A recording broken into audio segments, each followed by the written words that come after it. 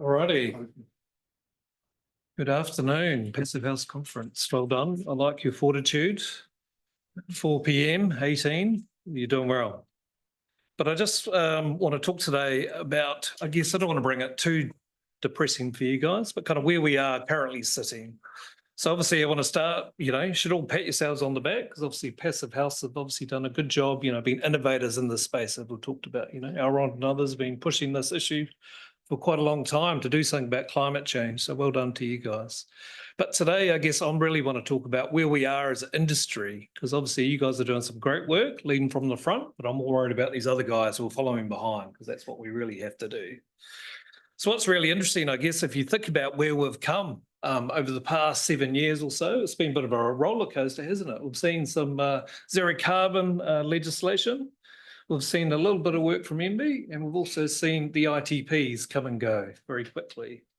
And what was really interesting about the first Construction Skills Action Plan that was released in 2018, not that long ago, is climate change wasn't even mentioned. Can you believe that? In 2018, we're serious about climate change, and we don't even mention climate change in construction skills. So based on a lot of these kind of happenings at the time, I was kind of thinking, well, I guess my point of view is if we're really going to do something about climate change, hey, we need everyone to understand what it is and to actually do something about it. So that kind of led me to think about this project, particularly, what is the expertise we're going to need to deliver buildings, not just think about it in a very abstract way. It's nice. Zero carbon buildings is very sexy, but how do we build them? That's what I want to think about. And how do we do this as an industry, but also what is the best way to deliver this knowledge? Because not everyone's going to read books and do these other things. No one wants to do a PhD in zero carbon buildings. Sorry, I'll retract that. Sorry, Anthony. They might consider it after, but yeah, it's a good idea. Brains does have scholarships if you're interested. So follow me up later. But yeah, what I really want to do is think about how do we deliver this knowledge to industry at large, and that's something that I want to do. And again, just props to the Passive House Institute, you guys, for assisting with this research too, because I know you guys put it out to your channels and it was really good to see. So what we did around 2022 is we did a nationwide survey to kind of really find out what people were thinking about this. What was really interesting about the survey is we're kind of trying to test the awareness of climate change. We're very interested in kind of testing people's knowledge around, do they really understand what climate change is? But we also wanted like a benchmark of where people think their knowledge and practical skills are in relation to zero carbon. And also we wanted to think about what are their preferences if we are going to transition to zero carbon. What was really interesting about this when we looked at it is most people thought embodied carbon was the most important, but as you guys know, if you looked at Michael Jack's talk, and operational carbon was obviously the highest source, but people in the survey ranked this fourth. So obviously there was a bit of disconnect there around the science and understanding of what climate change particularly means. The other interesting thing about this was also over half the participants weren't really aware what MB was up to, but overwhelmingly almost everyone who did the survey, or not everyone, 86%, a very good majority, said that they're very supportive of doing something about climate change. So that just kind of says that, hey, we don't really know what's happening, but we want to be doing something and we just don't really know what. That was one of the key messages. What also kind of came through about what the sector thought was important was kind of interesting. Because if you look at all of these things here, 93% wanted knowledge of general building principles, and overall understanding of sustainable construction. What a lot of these things kind of point to really is kind of communication and collaboration. They just want to know a bit more about how do I do my job a bit better than what I'm doing now. It's not these fancy kind of things. They just want to have that base foundation knowledge a bit better. So I think that was really an interesting finding. And what was also interesting about that, we also did a large systematic review. We reviewed something like 3,000 papers across all different platforms. And that was one of the key findings internationally is when it comes to zero carbon skills and things, it's not the fancy technology that people are interested in. They want to know, how do I make my work better with others? And how do I communicate that with others within these build teams? So there's communication and collaboration are really the key pathways towards zero carbon construction. What was also interesting is when we kind of tried to get a sense of the competency of industry, especially it was their own kind of competency or confidence, how they kind of felt, how they could do things. Some people obviously express, very competent around things like installation, maintenance, and building envelope, which is good to see. But when it comes to more of those newer things like embodied carbon, people didn't really feel that confident at all. And that's really kind of interesting, I guess, how far, we've come with embodied carbon in New Zealand. When I first came to Brands, I think it was around 2016, 2017, embodied carbon just was not on the agenda. And then look at today, you guys are doing a great job. You had a masterclass on embodied carbon.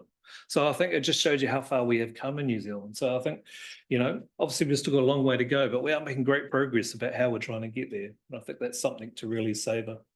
What was interesting when we tried to find a bit more detail around the actual experiences of people in the industry, obviously a lot of people didn't really have any experience around calculating greenhouse gas emissions and carbon footprinting and transition planning. And nor do we kind of expect so, right? But I think it's just interesting. These are key skills that we're going to have to do at some stage and trying to just understand where people sit. There's obviously a lot of work we need to do about that. But what was also quite interesting is there was a lot of people expressed that they felt they had a lot of in-depth knowledge, especially around reducing energy demand and passive solar design, which I thought was interesting. In terms of the barriers, there were quite a few, but some of these probably won't be a shock to you, a lot of you guys. A lot of them were quite kind of common, unfortunately. Again, going back to that communication and knowledge thing, a lot of people just didn't really know what to do. They just kind of lacked the key information. Obviously, some people are better placed than others, but just trying to find that general in New Zealand. How do I find out what climate change is? What do I find out about what do I need to do to design or address climate change? But the other key interesting fact for me was just, time, current workloads. Although we are in a climate crisis, we're also in a housing crisis. And unfortunately, carbon is one of those often trade-offs that we often take away because, hey, we just need to build buildings for people to have homes. And this is the situation we're in at the moment. So it's something we really got to think about. And the other thing, obviously, that might seem a bit obvious to you guys as well is just the resources. I think NBC something like nearly over 90% of our sector is SMEs, 5 people or less. So, it's all well and good for Fletchers and other people to have these fancy in-house zero carbon training programs, but how do we support everyone who doesn't really have the time and resources to support that? And that's something that Brands has really been trying to do over the last wee while. But alone, well, I guess in addition to that, we also kind of assessed what do people currently think about current education around zero carbon with industry? This is where it gets a little bit depressing. 34% were somewhat dissatisfied and 15% were extremely dissatisfied with current training around zero carbon in the sector, which is no surprising because we don't really do it. So I think that was a bit of a problem. What was also interesting is what are the kind of methods or delivery mechanisms people want to assist their training, and what kind of came through was obviously professional development workshops, like you guys did with your embodied carbon stuff, seminars and trade talks. Seminars were quite important because people really want to know what others are doing. Your examples, talking about what you guys are doing, I think are quite inspirational for people. So I think, what you guys do on social media and stuff is really quite critical to do that. And obviously trade talks, especially toolbox talks and those things are also considered quite a key mechanism to tap into. So to kind of, I guess, provide a little bit of direction in this, we decided to also create some zero carbon competencies for construction trades. It's mainly focused on builders, particularly, but also designers, architects as well. One of the reasons why we did this is just to provide a bit of a base understanding of some of the things we think people should kind of be aware of when they are trying to think about zero carbon. And when we designed these, we then tested it with over 60 to 70 participants across the industry. And we went high and wide with this. We talked to a lot of apprentices, more experienced builders, designers, architects, industry organisations that all went to all the professional associations across the country to really understand where we were with this. And what was really interesting, I guess, is some of the feedback was obviously, some of these ideas are well and good, but, especially apprentices, they don't need to know some of the more complex things. They want to know, what can I do now? It's the kind of now thing is the thing that I'll talk a bit about in a minute. But also the other key thing is, okay, these competencies are well and good, but then how do we deliver these to the sector? What are the key initiatives to do that? And I'll talk about that in a minute too. What was really interesting, a lot from these interviews, is often people, were doing things that were very sustainable, but they didn't really identify it around climate change or zero carbon. So, for example, waste minimisation is a good one. A lot of builders wouldn't really know what zero carbon is, but you see, you do recycling. Don't you? You go, yeah, of course we do that. Oh, you are doing sustainable practice. They just didn't really label it as such, which I thought was quite interesting. And the other thing, obviously, some of the barriers that we talked about before is just the cost and willingness to adopt new practices can often be difficult. Sometimes clients wanted things that just couldn't really be done within the timeframes or the extra costs associated with things, which is interesting. And obviously, a lot of the designers talked about material selection. They wanted easier ways to identify more circular economy products, things that can be reused and recycled, and all those things. We have a particular quote here from a builder. He's talking about the need to see is action. And this is a common theme amongst a lot of people who we talk to. It's all well and good us talking about zero carbon buildings, but we need more practical examples of what they look like that people can look to. If the guy over the fence is building one, well, they're more inclined to also kind of think about that, and consumers as well can also do that as well. I know there are some good examples around that we are trying to get to those zero carbon buildings, but there's still a long way to go to try and get there. I think New Zealand is still trying, but there's still a long way to go. Some of the other challenges were also around, upscaling education, across the sector. But also thinking about, as Jane mentioned before, that fragmentation. How do we kind of address that industry fragmentation? I'm sure some of you have gone on sites that, subbies are just coming in and doing weird things because there's often no one in the building company on site at the time. So really having to think about how we organise our work and our processes is really quite important.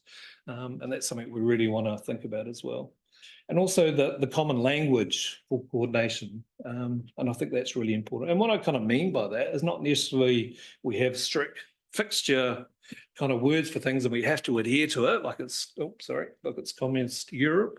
But what I'm referring to here is just we have common understandings, that we understand what climate change is and what it means for what you have to do. I think this is what we need to think about.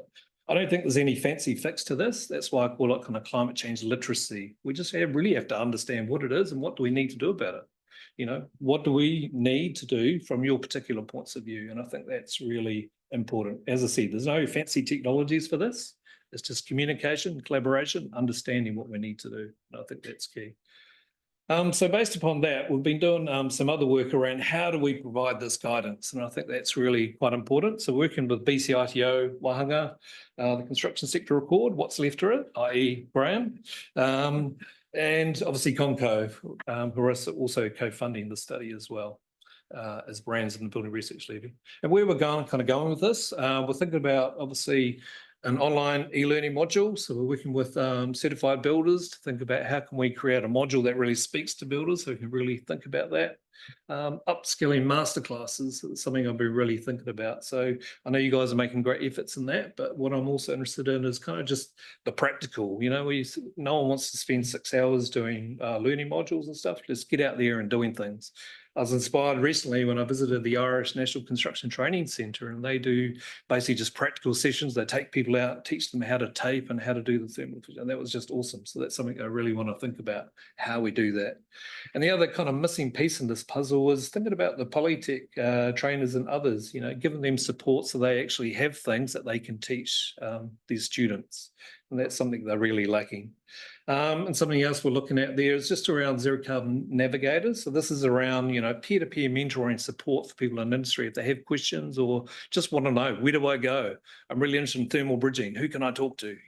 So these are the things we're kind of working on as well.